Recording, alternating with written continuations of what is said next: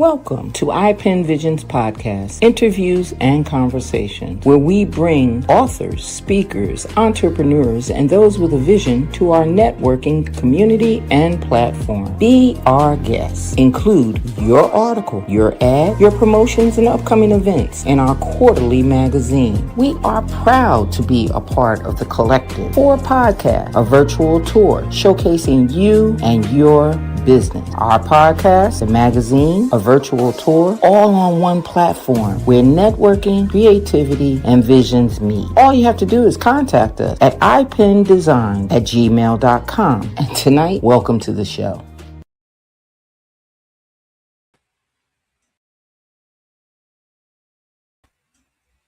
Hey. Good evening.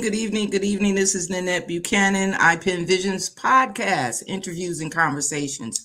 Felice and I attempt to bring you some of the better folks. And I say better because we're all better the next day.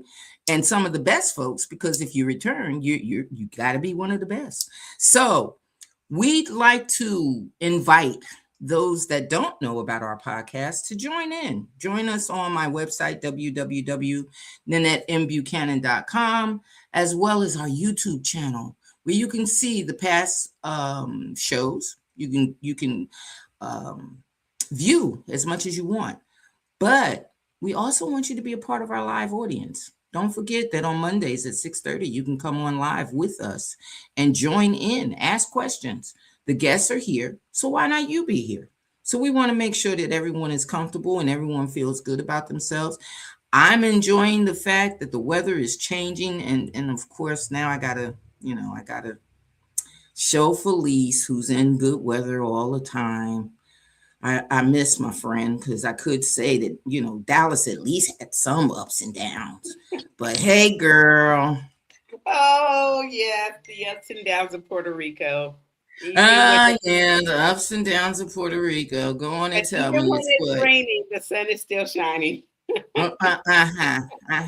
And you don't have rainstorms. You have drizzles, I'm assuming. Well, it did, kind of pour a little bit, just a little bit. Well, here's the thing. There are some areas that are called, like the flood zones. So we have that. Okay. So, that beach water, like when the sky water meets Don't the talk beach about water. beach. Hush. We're going to bring our guests on. Never mind all of that. Okay. Hello, everyone from Puerto Rico. Hello, everyone from Puerto Rico.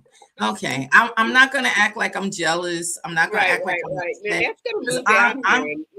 I'm just going to get my summer funds home here. She's going to, well, and then there won't be this, little like. Yeah, there won't be this back and forth. I got to get down there and then christen myself and. That's right.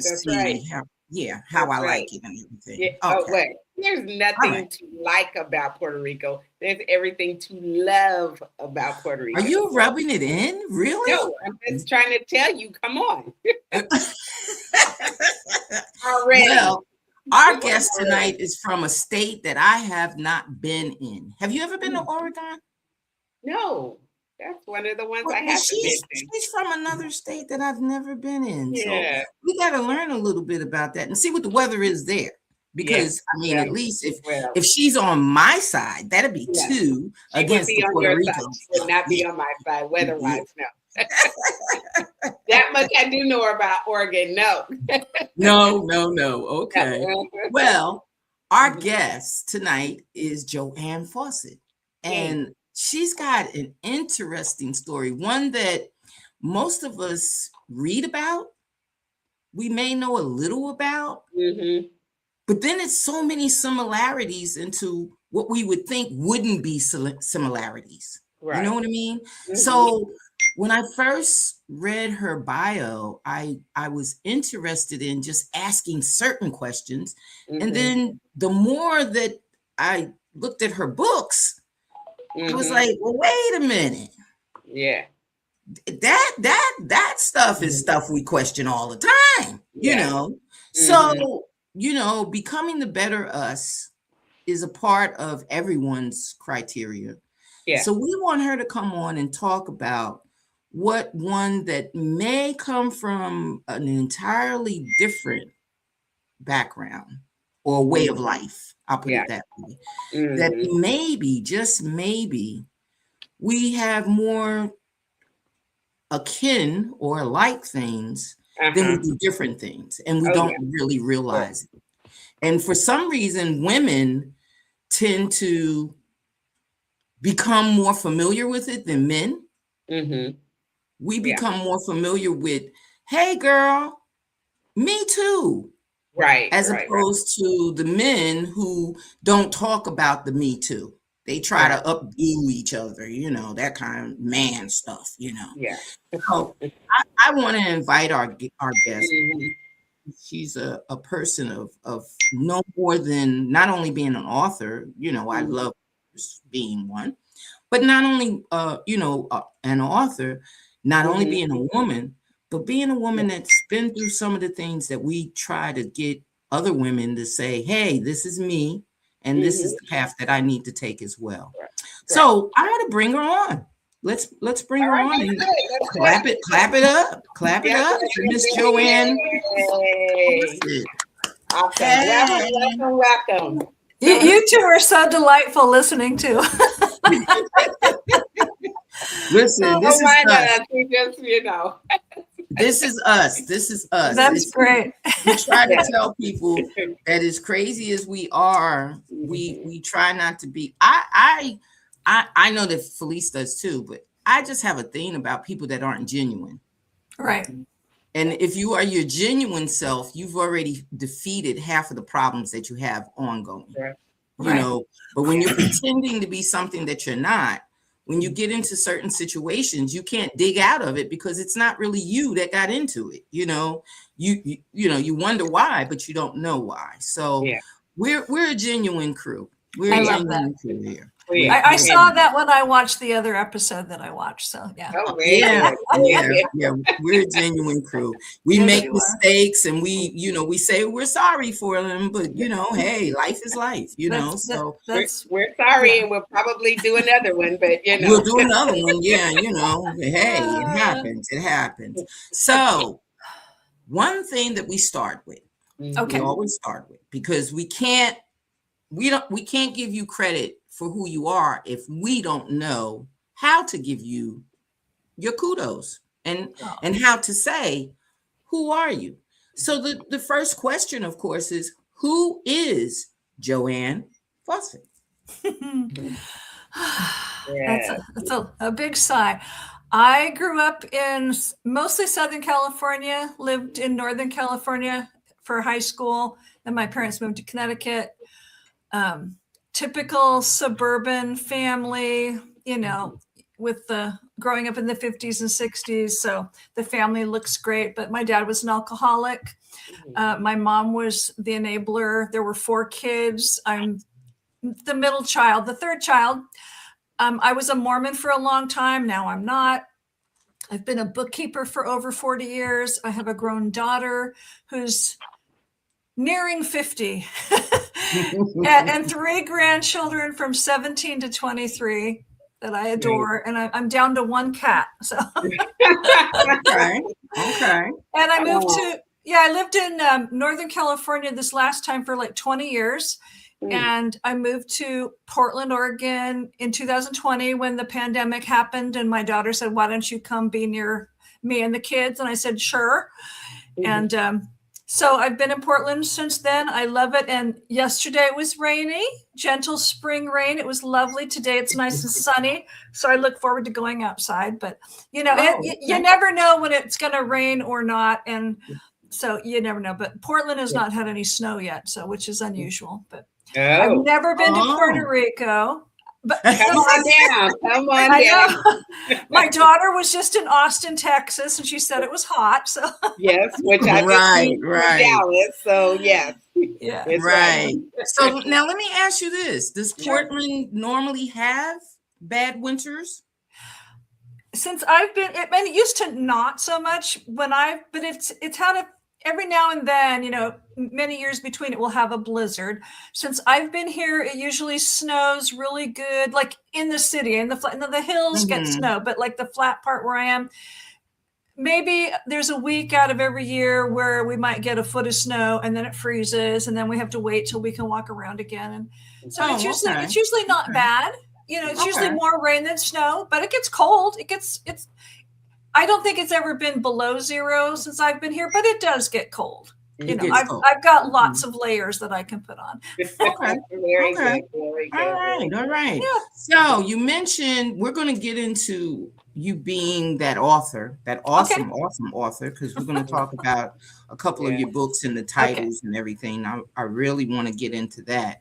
But before we do that, I'm not sure how many viewers that we have actually know much about the Mormon lifestyle or the Mormon, like I said, these are things that I'll put it to you this way. I lived, when I was in New Jersey, my last home in New Jersey, I lived maybe 30 minutes from the Amish country. Okay, yeah. And I got used to seeing the Amish. Right. And the way that they lived simply because I went to the Amish market a lot. Oh, nice. For their fresh fruits, meats, and different things. So, of course, when you're there, you're asking questions. Well, all of their furniture is handmade, all of the stuff, and their living is different. And you see things on the television. You may see a few movies about Mormons. You may see a few things about Mormons. But to know actually the Mormon lifestyle, could you just give us a snippet of what the Mormon lifestyle is so that people can understand what that entails? And realize I've been out of the church for 30 years, but I was in it for 30 years as well. So, what do I say without getting cynical? Right. And I always preface it by saying I didn't leave the church because I had some huge trauma like many people do. I left because it just no longer served my life and I went on to other things. And I was married to several Mormons who were terrible husbands. But that being said, I know a lot of people who are happily married, have lovely families, but it's a very family-oriented church.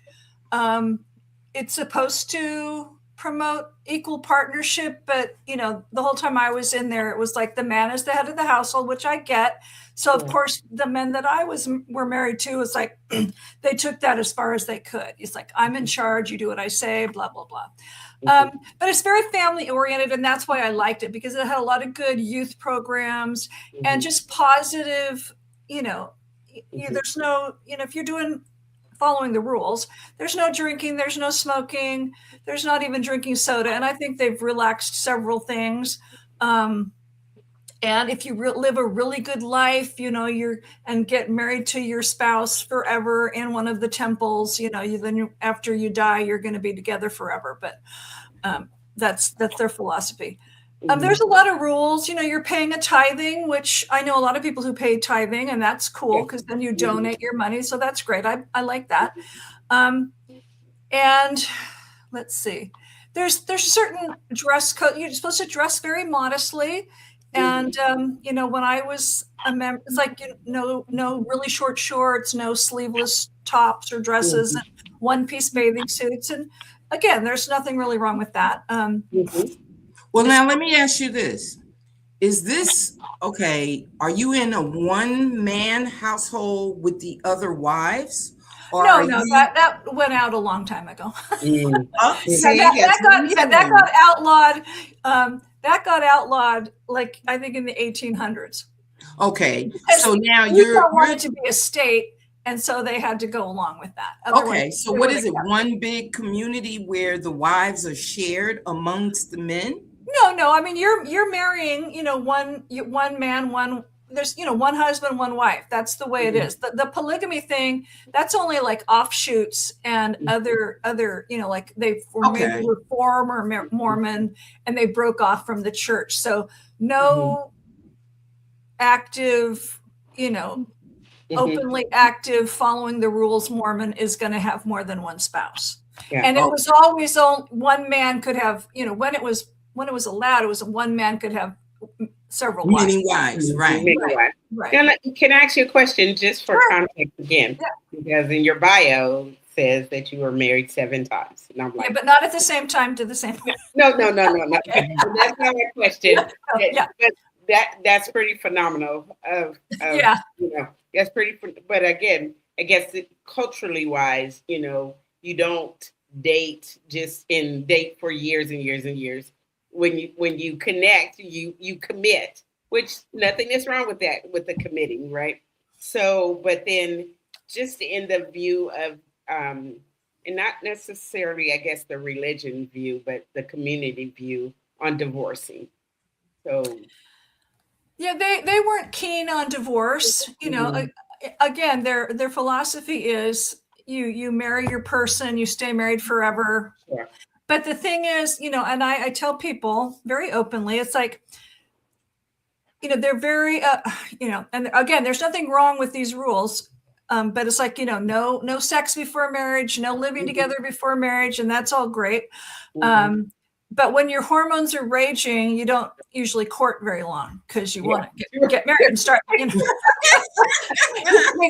And, you know, so there is that problem with hormones. But I also found that they weren't, maybe there was one class I took, but it was like, they're not really emphasizing, well, you need to be on the same page about, you know, talk about your finances and how many kids you want to have, and do you want to have kids, and you know, how are we going to pray? Are we going to pray like as often as are we going to do these things? And the men that I married, we might have had some superficial conversations about that, but it was more like, well, if we're both Mormons and we're both active, then everything's going to be fine. And so, you know, you just assume you're on the same page. Right. You know, So until this one decides to hit you, or this one says you don't have a real job, you know. So with asking that, like you said, we can exclude the raging hormones because we as women sometimes look at it and go, are you kidding me? You know, it's like, stop it. All right. You know, so even with that being said, why so many times? Well, again, you know, I always love the idea of the white picket fence and the happy little marriage and Leave It to Beaver and all those fun shows, because I thought, you know, that's what I grew up. I thought that's what life was going to be. And then my second husband, who was not a Mormon, was my daughter's father, and he committed suicide. So then after that, that was bad. Thankfully I wasn't there, but I was 7. No, she was 5 weeks old when he died. But after that, I thought, well, she needs a father, you know, so I've got to find her a father. Right. Okay, we would have been way better off, no offense, because I'm sure there would have been a good man out there, but it's like we would have been way better off without all the stepfathers I put her through. Right. Because it's taken us a long time to heal that between us. And thankfully we have. But that was rough. So yes, it would have, and she had, my dad had already passed, so she had her dad's dad was still alive, so she had a great grandpa from him.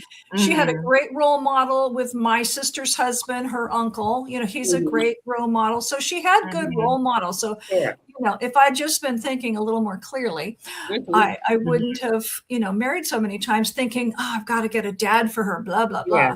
Right. And I'm assuming that you were younger. So a lot of times we do things in a rush when we're younger. You know, we go through that automatic, like you said, white picket fence. Got to have the perfect marriage. Got to have the perfect husband. He's not it. Let me go and see. He's not it. Let me, you know what I mean? We do that. I do. Especially when we're under that umbrella of, we don't want others to think us less than. Right. And by when I was at my 20th high school reunion, so you're just almost 40, I'd already been married 5 times. So yes, most of my marriages happened when I was young. I got the prize at the reunion for being married the most times, and here I'm given a magnum of champagne, and I don't even drink. So, so I just gave it to somebody I knew who would like it. Right. Right. So what did you learn? What did you learn? I learned that I need to be very clear about what I want in a partner. I learned, and I'm still learning, to take care of myself first, and that's not selfish, but it's loving yourself and knowing who you are, and like you said, being authentic. And it's taken me many years to figure this out. And it's okay to say no, and it's okay to put your child and you in your safety first. That's right. You know, Yeah. call the cops if you have to. I never did, and I should have. But you know, there's many things that I should have done. And I also tell people, well, or you know, part of my list is like, if you can have a little stash of money, you know, save some money, set aside some money, or you know that you've got a resource. If you got to go, you got to go, and you've got some money. But also, you know, try to be employable if you can. You know, learn some skills, because you never know when you have to be the breadwinner. Yeah. Right. Now, do you think that some of them had the same personality traits? A lot of them did. The narcissist in my life, you know, they might have all been narcissists, but the true narcissist was the last one I was married to, and he wasn't a Mormon. But, you know, they were all, you know, some of them I knew had inferiority complexes, one in particular that did the hitting, because he grew up in an unhappy home, you know, and, you know, he came from a household where they were very strict. They were punished, you know, they were punished. You know, I grew up with corporal punishment, but I'm sure he did too.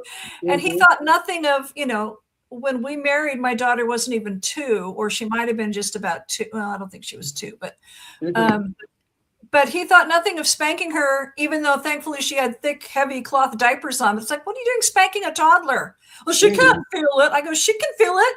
You know, what's the point? If you can't feel it, what's the point? Emotionally, she's feeling that you're whacking her. You know? Right.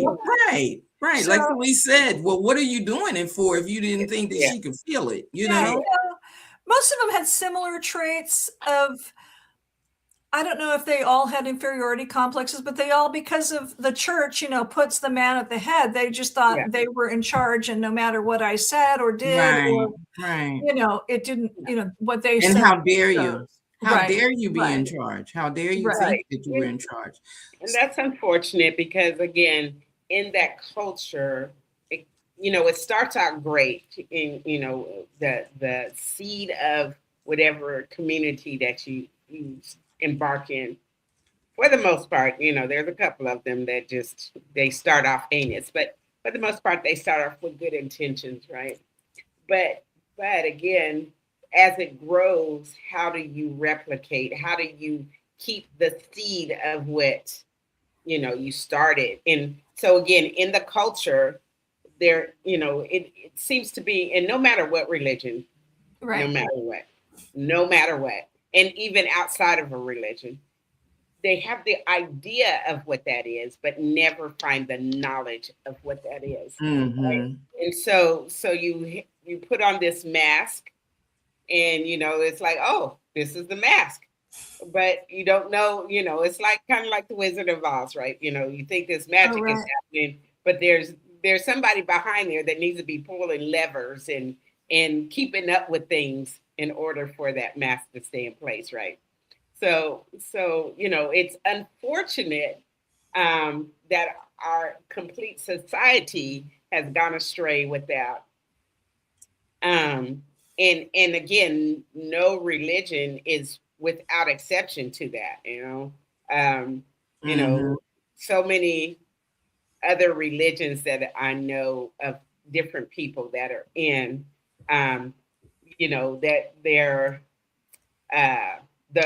the mantra, or, you know, the persona is that, oh, you know, we live this perfect life in this imperfect world. Well, you know. What I would say, it's like my second husband, you know, my daughter's father, he was an alcoholic, and he was addicted to Valium from an injury he had in the Navy. Oh. Now, we courted for only a month. I know That was the shortest courtship. I know. But he really wanted to get married on his first daughter's birthday because he wasn't allowed to see her anymore. So I didn't know he had these problems. And his family just thought, oh, if he marries a nice Mormon girl, that'll just straighten him out. It's like, but they didn't tell me he had these problems until we got married. It's like, what? So they didn't, obviously he didn't stop drinking. He didn't stop doing the drugs. He was a pot smoker. And back then it was illegal. So I was always freaked out when there was pot in the house, and I'm immediately pregnant. And it's like, so here's my codependency, traits kicking in from my mom. It's like, and even with him and even the Mormon husband, it's like, you're not running around telling people how terrible it is. You're just, everything's fine. Everything's fine because you don't talk about it. And finally, like with that one, it's like, I finally went to my dad. It's like, this guy's, I'm nuts. I'm going crazy. What do I, basically I didn't say to my dad, you're an alcoholic, so how do I deal with him? But it's like, Dad, I'm having this problem with this guy. What do I do? And, I'm calling his boss and covering for him. Why isn't he going to work? Because he's, hungover or just, out of it that day. And it's like, it was crazy. Now, thankfully, well, the thing about it is too, that even in your explaining it, or even in you justifying it in that moment, even with you justifying it in that moment, there are so many different parameters that you're trying not to go into too deep. Because for some reason, a lot of those that go into a domestic violence situation stems from narcissistic behavior. A lot of it there's a lot of parallels between the person that's narcissistic and the person who's, enough to be abusive. Right. He's either abusing you with names or he's abusing you with physical, and what a lot of people that I didn't realize it until I began to teach it was the fact that withholding money, restricting certain privileges or certain things in the household, or restricting you from just talking to your friends or going places, restricting you from a lot of things. I didn't really look at them as being domestic violence. I didn't think of them as being borderline. This is a part of the circle of domestic violence. So when you say that someone is narcissistic, sometimes we talk about people just being a little boisty, overconfident, examining themselves before they examine the emotions and the feelings of others. You don't really go into saying, well, they're narcissistic until you see the other part of it. Sometimes we don't equate it the same way. You're right. And looking back, probably most of my exes were in a range of being narcissists, but like the number 3 who did the hitting, he would definitely isolate us. It's like if I went out across town to see my parents, he'd want to know where I was. He's at work. I'm stay-at-home mom at that point. He's calling around to find out where I am. Even if I was doing church work, he's calling around to find out why am I not home. And it's like, come on, dude, I've got my own car. I've got some money coming in that's mine. And I'm contributing to the household. I'm home when you get home from work. What's your problem? And he was so insecure. And then even, number 7, who's not a member of the church, but flaming narcissist. And he was also in prison. So, here my life revolves around seeing him working. And so I was pretty isolated because I didn't have a big social life except for business networking. And a few times a year I'd see my family. So I didn't really have a lot of friends that I did things with. But, there it's like, and I didn't even know it was narcissism until I left him and started seeing a therapist. Because it's like, but there's the bullying and the gaslighting and the isolating and just making you feel like you're crazy and you're wrong all the time. And, so those are the signs of a narcissist. So how did you know in each particular case, even though you didn't recognize the behaviors as being the same when you got with the next husband? Right. How did you know it was time to leave with each husband?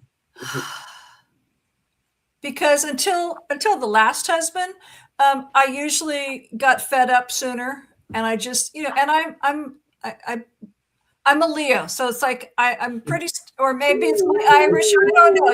There's something in me that makes me a bit stubborn, and it's like I'm not going to put up with a bunch of stuff. But also, it's like husband number 5, yes, 5.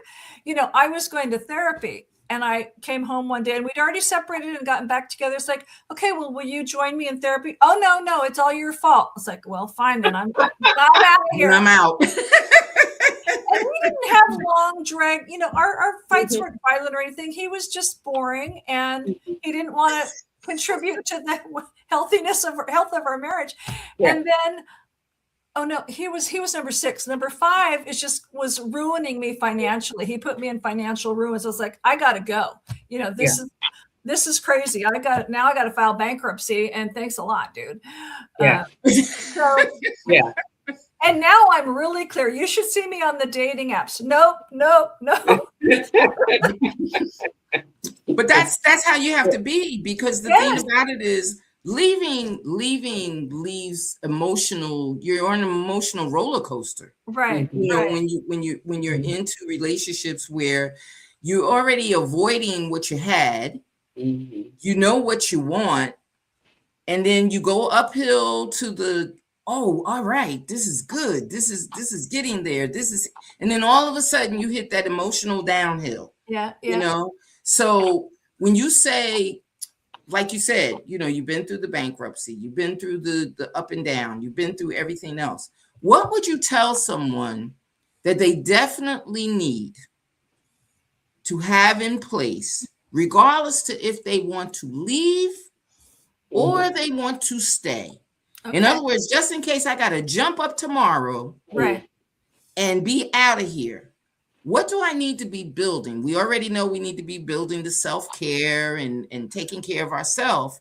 But what do we really need to make sure that we're not sitting in it for 2 to 3 years suffering because we don't have our plan there? If there's a way, and I know it's not easy for some, so not everybody has the ability to set aside any money, especially if they're not working on their own. If it's possible, I would say start setting aside a little money, even if you have to hand it to a friend so that your partner doesn't find it. And I would also say in many cases, my it's like, I remember when I was leaving number 3, it's like I had to call my mom and my grandma. It's like, can you buy me a plane ticket? We got to go. And they did. So hopefully you can find out, and there's community resources. So, if you don't have family that can help you, do some research or have your friends do some research. It's like, where's the nearest shelter if that's what I need? Or where can I go? Or what are the community resources available? And I don't know what they all are, but I know that many communities have resources, and they can help you when it's time to go. Now, thankfully, when I left this last husband, I've been doing my job for a long time, and I have a good income because of what I do. And so I had the money to go. And even though he owed me a lot of money, which it took me like 2 years to get. But even before that, yes, paying for all his stuff and our stuff and paying for his house, I was in big, huge debt again. But I just said, I got to go. And I moved into a tiny apartment and then another tiny apartment. I'm only in a 1-bedroom apartment, but that's all my cat and I need. I don't need to live high on the hog, and I've never lived high on the hog, but do whatever you can. And the other part of that is, especially if you had job skills and maybe you stopped to raise children or whatever, it's like rekindle your job skills, or maybe take just a community education class to get some job skills. Yeah. Right. Or, there's no shame in working at McDonald's if that's what you got to do to earn some money. There's no shame in whatever kind of job, as long as it's legal. Right. You got to take care of yourself and the kids if they're involved. So right. Yeah, that's important. So it was a little bit different for you because you had a child, but the biological was not the person that you were escaping from. So, and so maybe we can you offer something for people that do have children, as far as their escape plan? Because, it's great, not great. Nothing's great about having to escape something except the strength that it takes to do it. That's the great part. But, as if it's you and by yourself, just you without children to consider in this escape plan, yeah, I think it's easier to do. But can we talk about that a little bit? Because, you said as your daughter has grown, there's a lot of therapy that she has had to, She and I both have done therapy, and not Very together, but on our own. Yeah. And we have talked a lot more, Mhm. of these last few years, and especially since I live, we live in the same neighborhood now. It's like, so Right. that's really helped us to heal. Mhm. And that's really good because, Mom, I wanted to shake you when you were still with that guy. It's Yeah. like, well, Mhm. I couldn't hear it when you wanted Yeah. to shake me. I couldn't Mhm. hear it. Mhm. But what was I going to say? So you're Even if you're on your own, especially if Mhm. there's violence happening. See, I was too afraid to call the cops. Mhm. And my daughter was Mhm. getting hit worse than I was. But don't Oh, call the cops. You just have yeah. and I never told our church leaders that he was hitting us. Um, Mm. And Mhm. because you don't talk about that. yeah. So Right, right, right, right, don't be right. afraid to go tell your church leaders if you're involved in a church. Get help wherever you can get it. Yeah. And And it's strange that you say that. I remember the church I went to in New Jersey, and being in law enforcement, they asked would I mind being one of the females that would monitor the services as people came in and came out, because they got a report of a domestic violence situation that was going on with a couple of the members of the church. And I was like, a couple, you just don't think no. that Mhm. way, in a church, like Mhm. they Mhm. wouldn't dare come to church and show out. Who's Well, they gonna don't come? show out, but still, there's that. Who's gonna come and be that bold Right. to demonstrate who they are in a negative way in a church?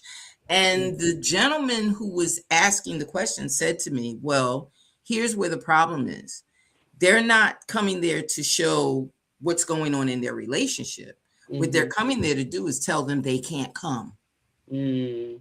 It might not be inside the building. It would be Right. more or less in the parking lot, Right. Mhm. where they're trying to block them from coming into the Mhm. service. Wow. And this is what the wife has indicated, or the girlfriend had Right. indicated, that she was having problems and that this was his threat. Ah. That they were going to block them from being a part of a Mm. community, Yeah, Yeah. and being a see, part of my something Mormon supportive. husbands always looked great at church. Yeah. The church Yeah. people Mhm, thought they were the best. Now, Yeah. mhm. my daughter's father, when we were getting married, we were talking to the minister. It's like, no, I won't have any problem with Joanne going to church. That's all. She can keep up with that. Well, sooner. I mean, as time went on, it's like, oh, do you really have to pay that Yeah. tithing? We really need to pay a bill. It's like, Mhm. yeah. Yeah. And so you'd stop pay tithing. And do you really need to go to church today? Can't you just stay home with me? Right. We should do something fun as a couple. It's like, I'm pregnant. I'm still throwing up. But sure, Right, I'll stay. right, right, So right, right. he was pulling Yeah. me away from the church. Right. And Exactly. I was, and then it's like I laugh at it now, but it's like I actually went to the liquor store more than once, probably to buy him alcohol on my way home from work. It's like, I'm a Mormon. I don't even drink. And I went into a liquor store for him. It's like, oh my gosh. Right, right, Yeah. right, Yeah. right. That's called codependent enabling. And I Right. was so good at it with him. Mhm, Right. So, And mhm. that's, again, when we are healed with ourselves, we will recognize the things and the people that are pulling us from right. from our belief Right, being in in our that. faith, right? Right, Yeah. right. In a way to they're trying to replace that, and Mhm. we as individuals, I don't care if it's man, woman, or child, that when someone is pulling you away from your core self and trying to replace them in those core selves, as opposed to, like you you partnered with them and you went in and did the things with them that were their core beliefs, but they refused to do but that. They refuse to do it with you. Right. And so we have to recognize, in a relationship, the reciprocity of, you support me in the things that are valued to me, as well as I support you in the things that are valued to you, as long as it's not illegal. But, and again, like with number 7, he was highly educated. I loved listening to him tell me stories. He's very charming. Narcissists are very charming. So, and as long as I was going along with his great ideas, because they were always great, everything was fine. It's like and there were a few times when we never really fought openly. But it was like, and we'd sit in the visiting room and I wanted to like get up and leave because we were having a disagreement. No, you can't leave because that'll embarrass me. And he would physically put his hand on me and keep me from going to the bathroom to cry. So it's like, so it's like, but as long as I went along with the flow, everything was fine. And it wasn't until I started saying, my needs aren't getting met. And he didn't like that. And it's like, I don't think you're always right. Oh, everybody thinks I'm always right. And then he would counter it with, well, the good wife should blah, blah, blah, blah, blah. And it's like, wow. It's like, oh yeah, it was amazing. The stuff out of his mouth. Wow. And it was usually in letters because it was the pandemic and I had already moved. And so we were writing more letters and trying to reconcile. And I was trying to explain what was bothering me. But it's like, you started your business in my house because I was living in his family home. It's like, and then you turned your back on my needs. And I go, well, my business is paying all the bills, dude. you wrote your book and that took you away from my creative projects. I go, I really enjoyed writing. I needed to write that book. But once again, you did that without support of him. Right. And yep. I'm agreeing with you totally. Yes. Yeah. And it's like, I know I'm not giving you a revelation. I'm just. But I didn't. It's like he never said those things until I started asserting myself. Sure. Yeah. Because he didn't like that. So narcissism. That's how it feeds, right? It's like, no, me. I need you to concentrate on me the way I'm concentrating on me. Yeah. And what are you doing if you're not doing that? No. Well, and it's so funny because I'm really good friends with a guy who used to be in prison at the same place. So, I've known him for years and they were friends and they're still friends, but it's like, I go, what did you guys do when he just kept yammering on? He goes, oh, we just let him talk. It's like, oh, so you really weren't paying attention like I was supposed to be paying attention at all times. Like, no, we just let him talk. It's like, wow. I wish somebody would have told me that. Yeah. Right. And the thing about it is, it's such it's easy to see afterwards. Right. Yeah, hindsight. It's like one of those things, why is this something that we don't look at and say automatically, well, what was I thinking? What was I about? Is something wrong with me? That every time I turn around, I'm in the same type of situation. And I'm only imagining because I too am a Leo. And I think I said this to someone like a week ago. We were talking about something and I said to them, I'm the type to walk away quickly because I'm scared of me. Oh. I'm not scared of them. I'm scared of me. Yeah. If my rage raises to a certain level, I don't know what I might do. So I try not to let it go that far. And being an only child, my protectiveness was more intense because I couldn't go home and get a sister or a brother. I couldn't go home and get someone to help me out. And like I had a cousin. My cousin was an only child. It wasn't like I could go home and get a whole group of people that were going to come back and say, this is family. It was like you got two cousins here, one cousin there. They're distant, so you got to wait the weekend for them to show up, So I didn't have it, it like that. So I had to have a certain amount of I dare you. I had to have that type of personality. And for a long time, I could honestly tell you that some people were saying, we used to think you were so mean. And it wasn't about me being mean. It was more or less me being protective. Right. Because I didn't have anybody to protect me. I didn't grow up in a home where there was a problem, but I was an only child. Yeah. So, and back then, you had people that had, 3, 4 brothers and sisters, and they had cousins and all of this other stuff. And you stand there lonely me, So the thing was that I have that type of personality. I don't tolerate things very well. I don't now. Very good. Yay. I don't now. Like I said, I'm weeding through the weirdos on the dating apps like there's no tomorrow. That'll have to be one of my upcoming books because I love that. The weirdos I love are out that there. you're even out there on the dating apps because I even to this day I'm just like, nope, that's not for me. Well, not only that, I don't think I would be on the dating app if I struck out 7 times. Well, I would be more or less like, what? I still have hope for a great love happening. And hope is great. I do too, but it's not going to be from a dating app. I'm also starting to take myself out into community situations. Right. Which I'm getting better at. And I've somebody mentioned like meetups for older people. And so I started looking at, okay, what kind of meetups are there? That I could join, and it's like, and look at that's cheaper than the dating app. So maybe I need to switch up because right. And not only that helps the healing. Yes. Because you get to talk to other people. You get to have, different interaction with other people, women as well as men. So you begin to help heal or at least put a covering over the things that you're wondering, well, should I, could I, would I, and you're scared or your fears, because a lot of time fear keeps us in situations as well. Oh, sure. Absolutely. We're kind of scared that if I move on, maybe I won't meet somebody that's great on Monday through Thursday.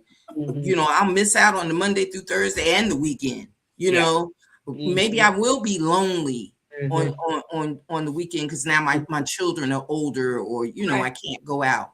So a lot of times we tend to have to look in other places, and community organizations and community networking, I find, is the one of the things that a lot of people find healing in. Yes, and I'm part of a writing community here in Portland. There's a bookstore that I love, and they had a book signing or book reading when I did my last book, and so and they have a lot of events for authors because the husband and wife own it, and the wife has a publishing company or like a publishing assist company. So she's been in the editing, publishing arena for 20 years.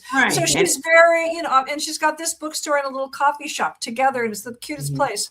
But it's so welcoming for authors of any genre. So I go there. I've made writing friends. I'm also not afraid to take myself out to dinner. I walk by myself in my neighborhood. That's good. I took myself out to a live music performance for St. Patrick's Day. I'll do things. And I'm fine if it was just a friend to go do things. It's like, I would like some more friends, and I'm starting to meet more people that I can do stuff with, besides my daughters, because she's got a life. So, and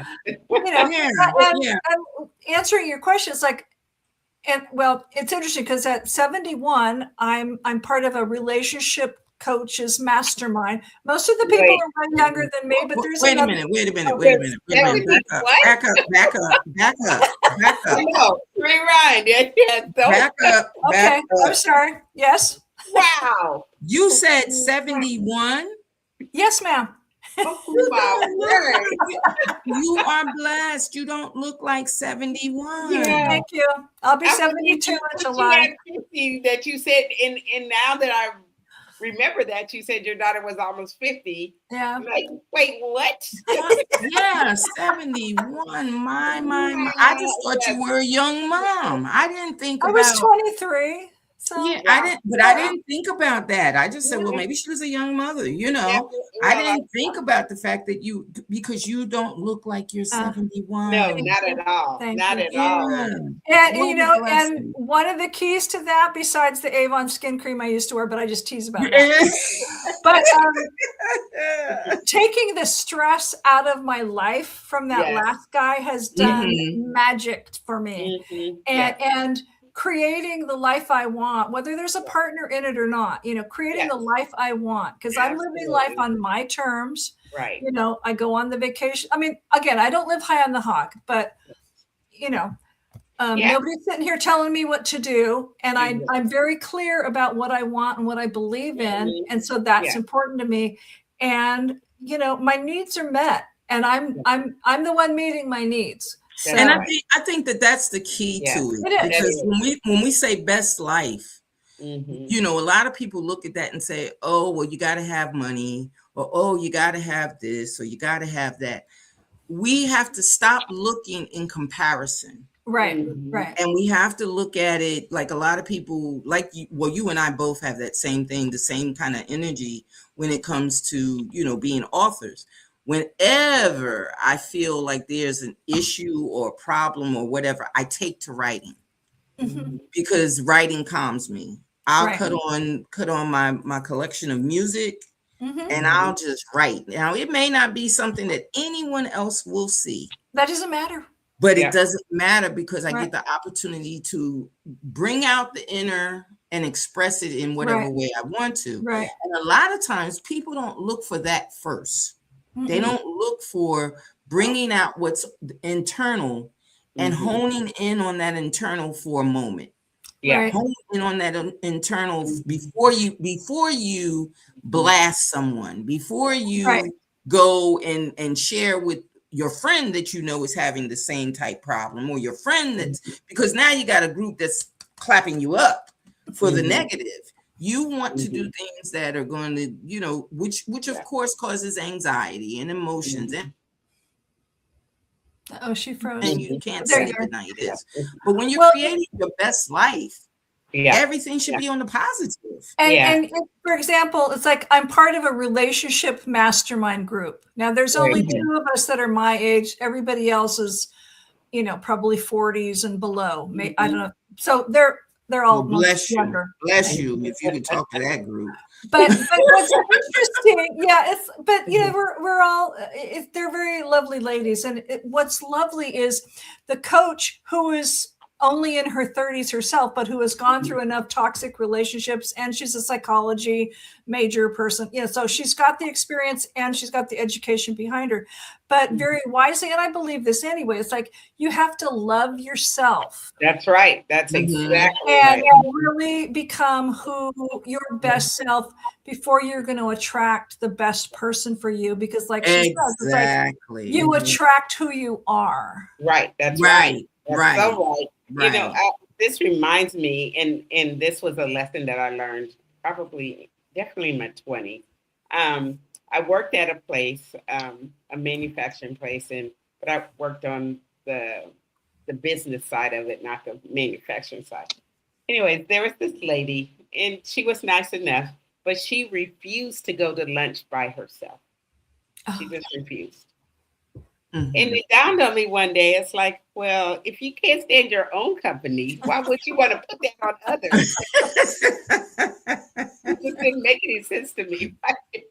I just take a book with me and read it in the restaurant. Hey. Again, if you can't do this on your own, right? Why are you forcing others to do it? And it just was kind of a life lesson to me of being that you should be comfortable with yourself. Right. You want other people to be for you, right? So you got to first start with yourself. And it is about that self-love and understanding who you are and your fulfillment, because no one else can fulfill that for you. They just can't. That's true. They'll let you down time and time again, as great as they are. But, what if they have a cold? so then you can't go with them. And so that's kind of a letdown. But so that just was a life lesson for me, is that, Yeah.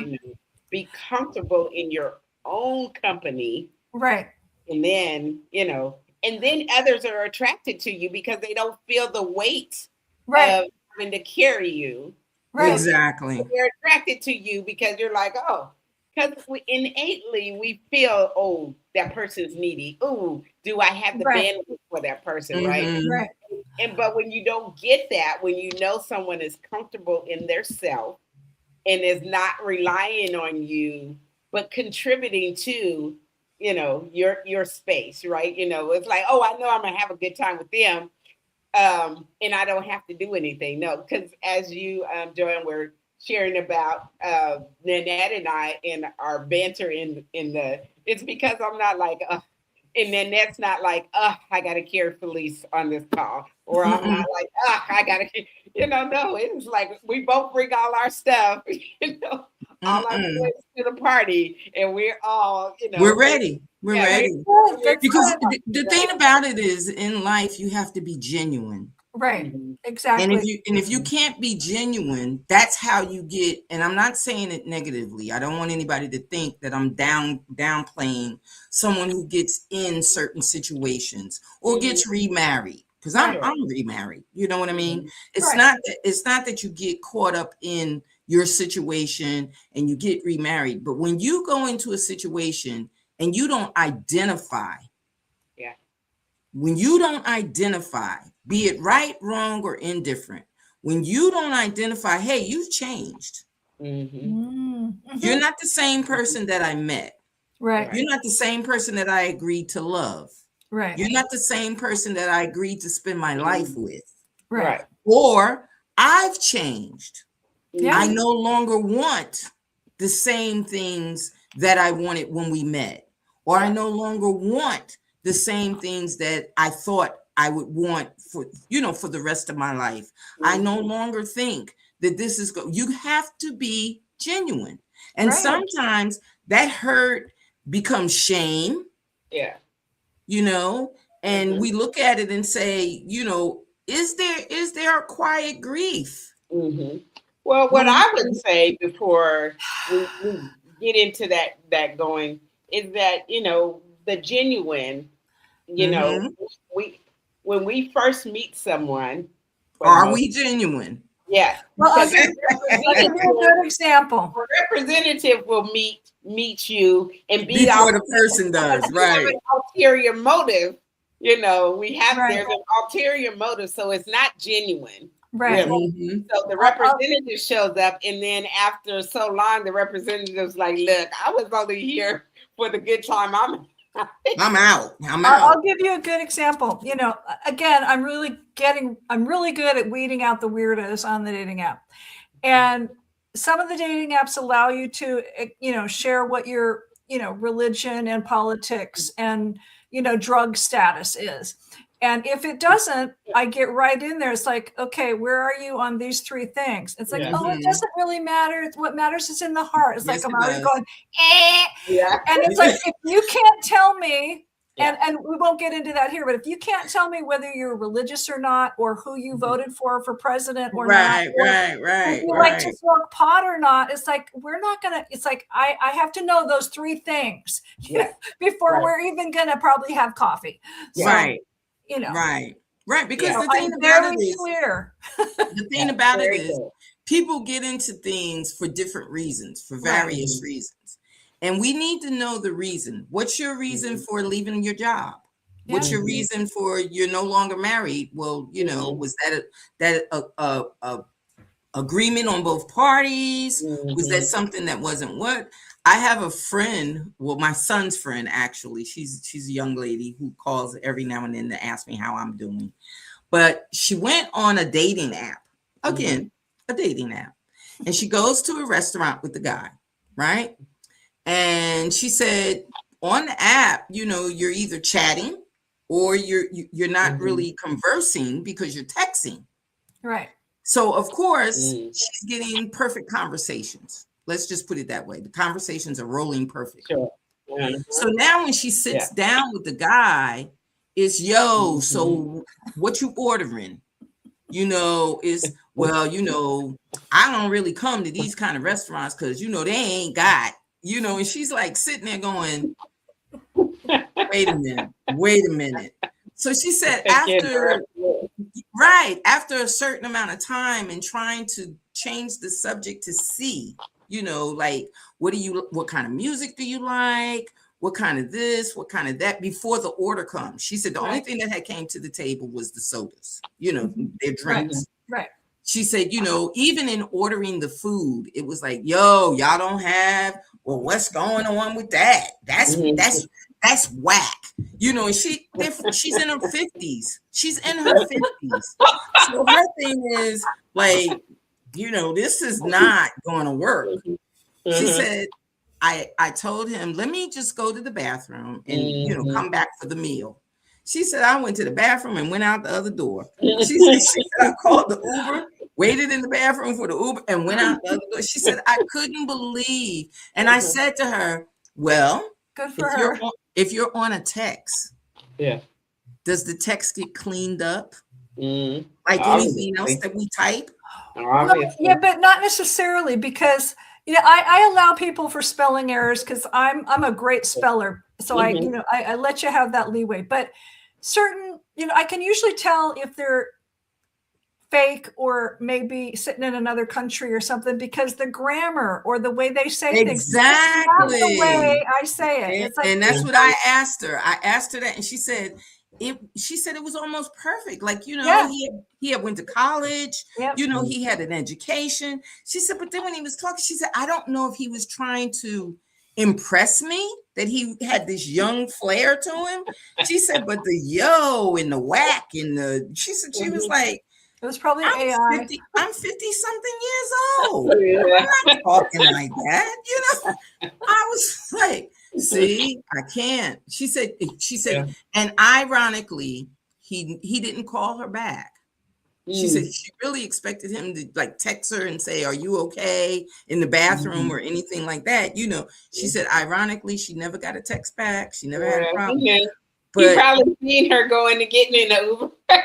Okay, here's one of my latest weirdo things from like last weekend, not the recent week, like 2 weekends ago. Okay, I had started chatting with this guy on the dating app, and my relationship coach says try to get them to get on the phone or do a video call right away so you can see who they are and see what they're talking to. It's like great. He wouldn't do that, and so I was like, okay.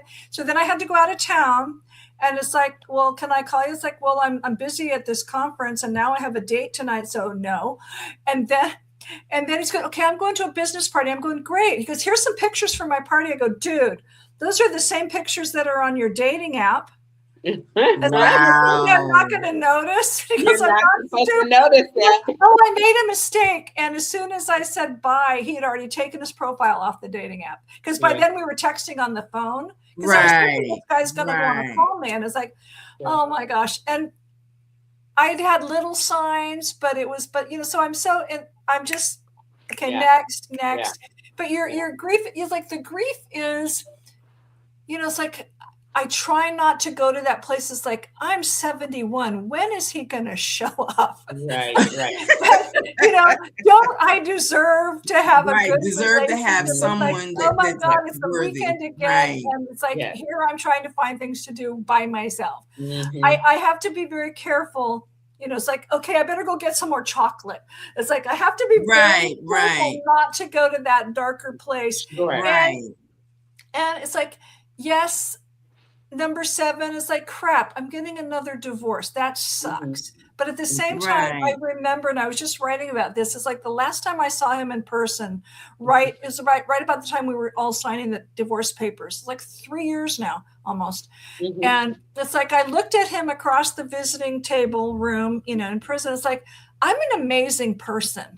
And he rolled his eyes. Oh, wow. I had no problem getting up and saying, I got to go.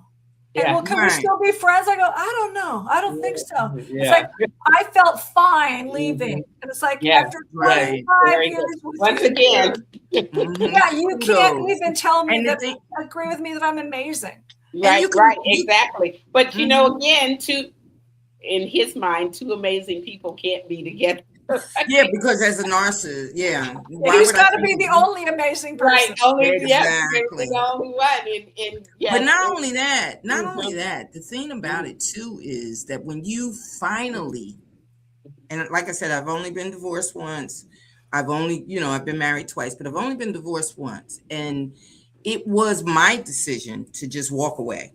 Right. I gotta go. I gotta go. I gave him a year and told him within this year, I gotta go. I never sat down to think, was he a narcissist? Was he this? Was he? I just knew Right. that this ain't gonna work. Right. Right. Whatever his problem is, it's not gonna work. This is not gonna work.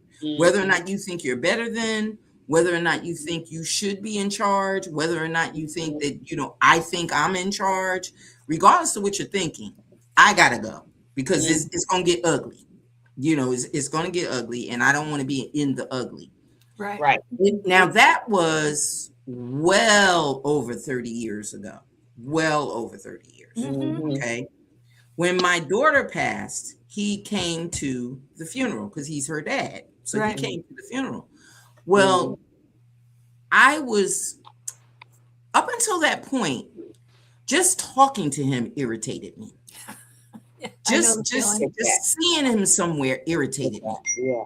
Just the fact that he would think he had any right or privilege to be where I was. Right. I became the one saying, I'm better than this. Yeah. I really, really, really got angry. Really, I mean, really ugly angry to the point of somebody do him right here. Just get him out of here. But for some reason, even though in my mind, praying and take that out of me, take that anger out, take all of that out. Because after 30 years, why am I still mad? Right. Is it because I'm serving you? Is it because I'm still attached emotionally in some way? Is it because, I did move on and it wasn't because he was narcissistic? I don't even think he knows the definition of the word. But the thing about it is, what is it that keeps a stronghold on me, other than the fact that, like you said, this is my first marriage, the father of my children. Right. We're supposed to be in this forever. We vowed to do this. We vowed to do that. And look at it now. I'm blaming myself as well as him and, just angry. Yeah. For some reason, I didn't have that anger anymore. Good. For some reason, that grief and that dissension that I had, not only for him, but for myself, for the failure, for the fact that it didn't work. I no longer had that quiet grief.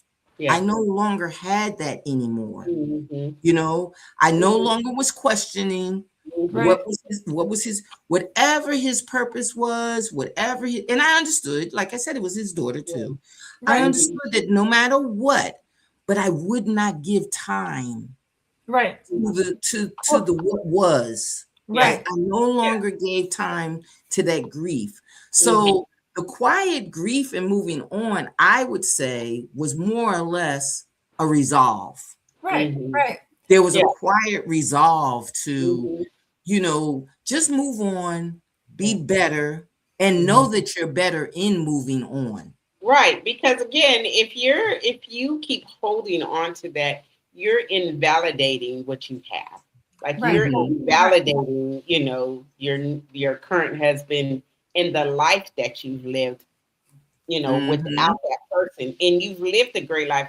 I feel that most people, 99.9%, when you move on from that thing, because we know that if it was meant for you, you'd still be there. You would still be there. And it was a great, wonderful thing. But then as you have moved, but you do kind of quietly carry that in your heart and in your spirit, but it invalidates really, truly all the wonderful blessings and experiences that you've had going forward. And not only does once you leave that, it open or makes room for Right. what you were meant to have. It makes room for that. But then if you're, I believe in the Bible. Right. And if it was a God, if it was meant to be, God would not give you the spirit or the ability to be so peaceful in the spirit of moving on. Right. But you gotta allow that. And again, as God told Lot and his wife as they were leaving, that, tell her don't turn back. And, don't turn back and look. Because it turns you into a pillar of salt. And I believe that today, if we turn back to look at what's that, we are stunted, we are stopped. We become that pillar of salt. Because if we keep turning back, we're stuck in that, and we're not allowing ourselves to go forward into the blessings and the goodness that is waiting for us. But right. With our mind, we try to believe that was the best that I could ever have. Right. And I know that I've learned lessons from all those marriages. And I took a workshop about, I don't know, let's just say a year ago. And one of the exercises was, because they said, it's like, there's the thing that happened to you, and there's the story you keep telling yourself. Right. Yes. Okay. Well, here's this guy that, we're divorced now for a couple of years or so, and he still owes me this big pot of money because I paid for all the stuff on his house. And it's like, I had to realize I may never see that. Now, I have been repaid, so that's great. I'm now out of debt. But it's like, okay, but I may never see that. So I got to accept that. And I really worked on that. But also the workshop was big on, well, go tell the person, what you're upset about. Basically, you try and resolve that. Well, I go, I'm not going to spend $1,000 to go back to California just to see him, to tell him what I'm upset about, because he doesn't care. But I wrote him a letter, and I think I sent it. I think I did send it. Whether he got it or not, I don't know. Whether he read it or not, it doesn't matter. Because he didn't send you a response. No, and I don't. It doesn't matter. But it's like, I'm letting go of the resentment about the money and maybe other things. And that brought a nice calm. And then, not that much longer, the way moved forward and I was going to get repaid. So I was like, cool. Yeah. And then another thing is, like, my daughter said, well, Mom, don't you want to like write another like expose about really the truth about all the lies that he told you? I go, I don't want to put the energy into all that, because I've already done my piece. I've written 3 books that got me through all this healing. And now I'm going to write fun mysteries. So it's like, I'm really in this creative zone. And it's like, I don't have time for that. Maybe that'll make me a pot of money, but I don't want to get into that yucky energy about digging up all the crap that they put me through. Yeah. So no, I don't care. I don't need to get rich off of that kind of book. Yeah. Well, the one thing that I thought was so impressive was, I mean, out of the books that you've written, the one title that stood out in my mind. I mean, I think we all take a bit of wisdom. One of your books was Wisdom from My Grandmother. That's the one that's coming out in July. Yes, the Wisdom from My Grandmothers. I mean, that's going to be like one of those things where everybody goes, my grandmother said that too. Yes, that's what I'm getting so far. You know, that, oh yeah, my grandmother knew that too, And what a lot of people don't realize is, if they grew up in the same era, especially then, a lot of them were more community oriented than today. Right. So it was about the village, and it was about grandmothers getting together, and it was about, everybody raising their children in similarities. Right. So that one, I was like, oh, that's going to be a great book because of the memories, the memoirs, and everything else. But the one that got me, the one title, the middle one, was The Prince Was Wrong. Well, because his nickname is the Prince. Oh, and that's the narcissist. So he always thought he was right. And I think my granddaughter came up. Yeah, he always thought he was right. And I think my granddaughter came up with that title. Well, the thing is that title, and of course the subtitle to it was Leaving the Narcissist Behind. So you know what it's about. But just saying the Prince was wrong. Yeah, was enough. We'll do an image. Like, the cover of the book has a prince standing in his throne room with his crown shattering. Right. Very Okay, good. now here's the thing. That. My narcissist had me go to the jeweler and have a crown made for him. What? Yes. Now this is the funny story, because it's like when you think you're going to rule the world someday, you're never going to get out of prison. But I did. I did what he told me to do. I used the money and spent it. It's like, okay, now we've got a nice piece of gold with jewels on it. Great. Well, it's now I sold it for like half of what it was worth. But it's like, the prince was wrong. His crown is shattered. It's melted now. It's like, I don't care where it is. It's like, don't sell the crown. I go, oh, the crown's getting sold, dude. I need to pay some bills. Well, the thing about it is, I love that. The thing about it is, the first thing that dawned on me was, we're talking about, leaving the narcissist. So either this man is a lover, a friend, a husband, or whatever. Yeah, it could be anybody. But the thing about it could be anybody. It could be anybody. But here's the thing: he's not a king in it. Right. Right. He's not a king in it. He's just a prince. He's probably taking credit in prison for the book, right? Right. She wrote about me. She wrote about me. Because I wrote the first book, and in that book, it talks a lot about the other exes, and he's in good standing in that first book. But and it's like, well, why did you write that book? Because now it makes me look bad. I go, well, I didn't make you look bad in that book, except for talking about prison. Mm-hmm. But now it's like, and somebody goes, well, are you going to give him a copy of this new book? I go, heck no. He got a free copy of the first book and put me down for it. It's like, he's not getting a free copy of the one that's all about him. Somebody can buy it for him. Exactly. And I don't know if you ever saw it. I don't really care. So right. Exactly. He just, he's a non-entity. I did what I had to do. I put examples of what a narcissist is. So here was my journey, and you can get out of it. And there can be a happy ending. Now, one of your sayings was the thing that breaks your heart is the very thing you were born to help heal. Yeah. Every world changer's work begins with the broken heart. Wow. And I took it to heart because of the simple fact that a lot of times people ask, well, what's your experience in that? Even if it's a job that you know well, or, something you write about, or something that you do. Why is this thing doing this? It's the Zoom. Zoom is doing it. Yeah. The thing is that it automatically makes you think about the fact that, okay, I have to have some type of experience in this in order for me to even speak about it. Right. Like why is it doing anything? Mm-hmm. Well, and why is that affecting you? Why is it affecting me in this way? I can say my heart's been broken at least 7 times. Right.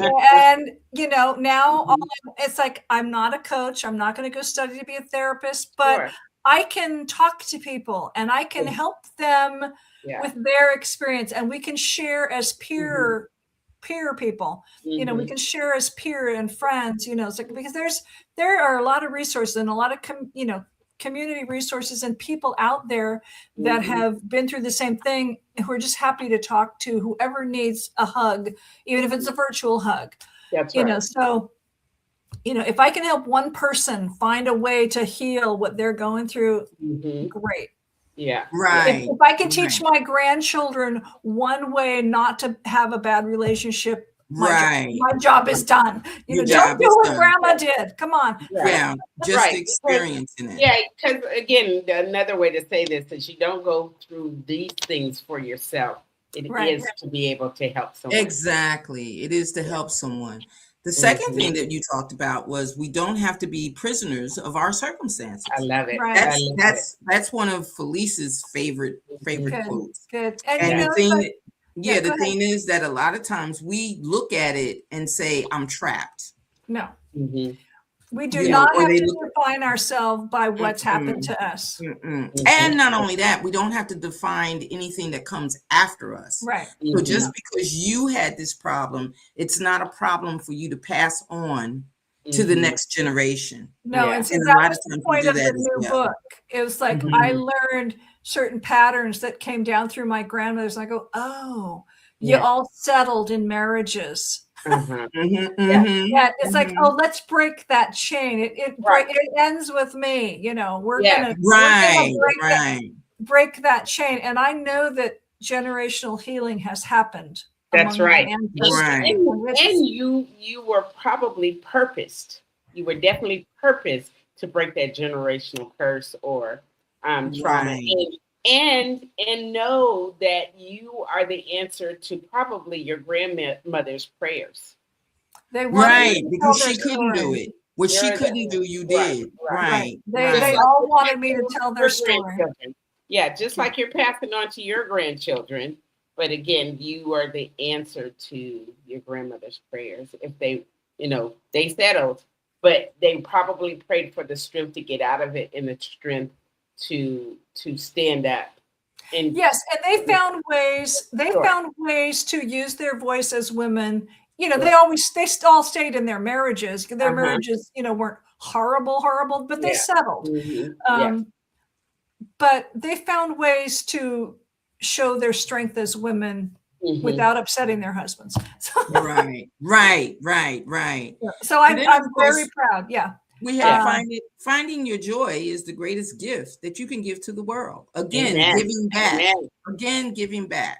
So if you're happy in what you do and how you do it, a lot of times, someone will say to me, well, you did that for so-and-so and you did that for this, or you didn't do this and charge, or you didn't. Sometimes it's just the joy of being able to do it. Right. Sometimes it's just the ability to say, I did this and it doesn't bother me to give back without looking for something to quote unquote line my pocket with. That's not my purpose. That's not my reason for doing it. One of my greatest joys these days is, my daughter is my biggest cheerleader.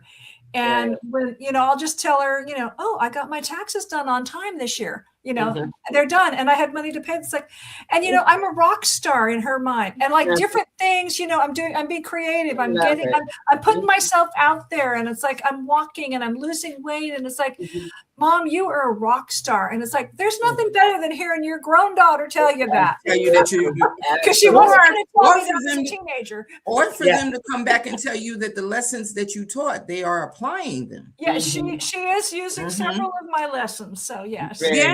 Yes. Because we both have our lists of what we want in a partner. Right. I'm quite sure she's well aware of what the narcissistic will do. Yeah, she watched me go through that. It was,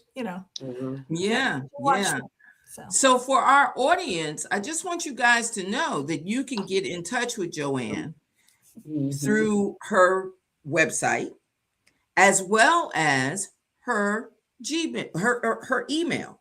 Right. Please look out for her new book that's coming out. My grandmother's. Let me get the title my grandmothers. Yes, let's go back to the titles and show those titles again. And like I said, my favorite is The Prince. And they're not long books, so they can be read in a weekend. But I'm also on Instagram and Facebook and LinkedIn. So just you type in my name, you'll find me. I'm happy to chat. Yes, please. Because the thing about it is, a lot of times we look at things. I don't know what this thing is doing. Felice, get the shovel out. Before that, I do have a question for you. So with all of those husbands, is this your maiden name? This is my maiden name.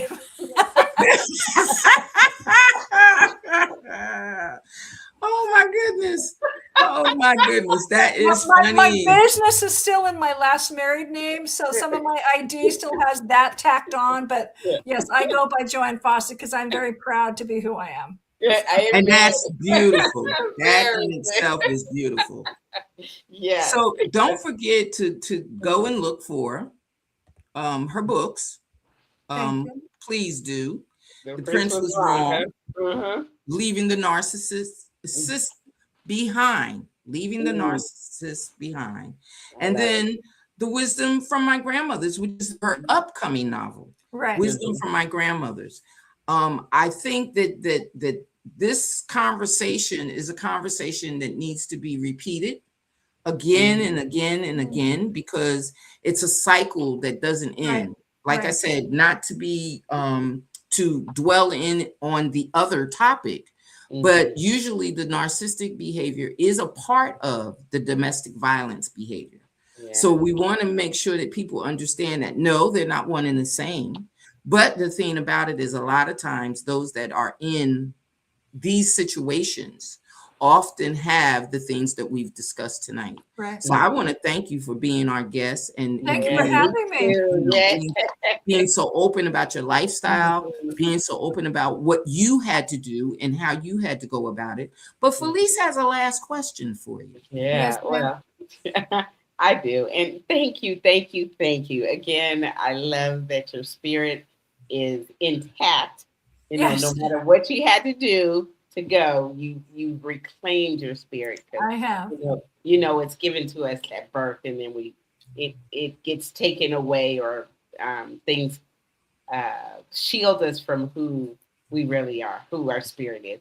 So thank you again thank you for having me. Yes. For having the strength to do that, you know, to turn it all around and to say, no matter who you are and what you are, my value is better. Yeah. It's important. It is. It's paramount. It's paramount. And it's not to be diminished by anyone. So again, kudos to you. So we ask all of our guests, because as you share your gifts to the world, we love that. But there's a responsibility in carrying those gifts, right? And, you know, as you follow God, you know that you are to have a pouring into you as you pour out to others. So what do you do, Miss Jo Ann, to fill your cup, to make sure that your cup stays full, or when it gets low, what it is that you do to fill it in, you know, in all that you do? Again, it goes back to self-care. I read a lot, I knit a lot. I watch some shows, but I'll take myself out for a walk. Yeah. And I'll share. It's like, so yesterday, you know, I was doing stuff, you know, whatever, doesn't matter. I was doing stuff. And then I thought, oh, I need to get out before it rains. Well, of course I got out right as it's raining, but it was this gentle spring rain. And as soon as I smelled the rain, it's like, oh, I couldn't get enough of that smell unless I'm doing my walk. And it's like, that's what I do to fill my cup, because I get outside and whether it's raining or not, and I just enjoy the neighborhood and the nature and the people walking their dogs. And it's like, it doesn't matter what's going on, or what, just, you know, that there's no date this weekend, you know, it's like, I'm still good. But, that's right. You're still good. I'm still here. I'm still thriving. And the smell of that rain is like, oh, that, oh my gosh, it was, I can't, it just did it for me. And it just smelled that whole way on my walk. It was beautiful. Oh, very good. Very good. Very good. I love it. I love it. I love it. Again, we want to thank you for being our guest, and we want to thank those in our audience that come on and you know, look, listen, and learn from another episode at iPen Visions, interviews and conversations. And we want to say good night. Have a great night. And please, please, please stay in contact with us, as well as Jo Ann. Tag her in. Tag her in. Get her and thank you for what you're doing. This is great. You're doing thank you. Thank you. You're more than welcome. You're more than welcome. Well, everybody have a great night. Thank you. Tonight, and thank you, Jo Ann. Thank you. Fantastic. Yes.